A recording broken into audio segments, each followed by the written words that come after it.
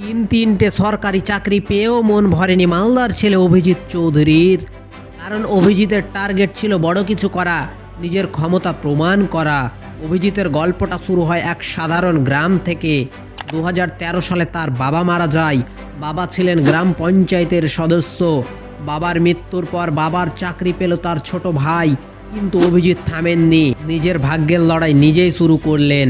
প্রথমে পাস করলেন গ্রামীণ ডাক পরিষেবা পরীক্ষায়, তারপর কলেজের দ্বিতীয় সেমিস্টারে নির্বাচিত হলেন মালদা জেলা আদালতের ক্লার্ক পদে। চাকরি পেয়েছেন, কিন্তু তাতেও মন ভরেনি তার। দিনে কাজ রাতে পড়া, এই একটানা পরিশ্রমী একদিন তাকে পৌঁছে দিল আরও বড় সাফল্যের পথে। মাস্টার্স শেষ করেই অভিজিৎ পেল ইন্ডিয়ান রেলওয়ের চাকরি, কিন্তু তার ভেতরের কণ্ঠটা তখনও বলছিল তুমি পারবে আরও বড় কিছু করতে।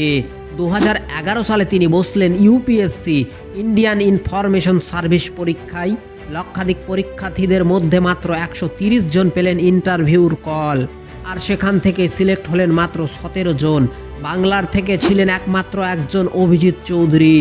আজ তিনি পশ্চিমবঙ্গের প্রতিনিধি হিসেবে কাজ করছেন ইন্ডিয়ান ইনফরমেশন সার্ভিসে।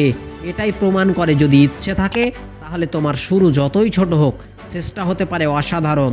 চেষ্টা করো, লেগে থাকো, সফলতা একদিন তোমার দরজায় নাড়া দেবে। এইরকম আরও অনুপ্রেরণামূলক ভিডিও পেতে পেজটিকে ফলো করুন।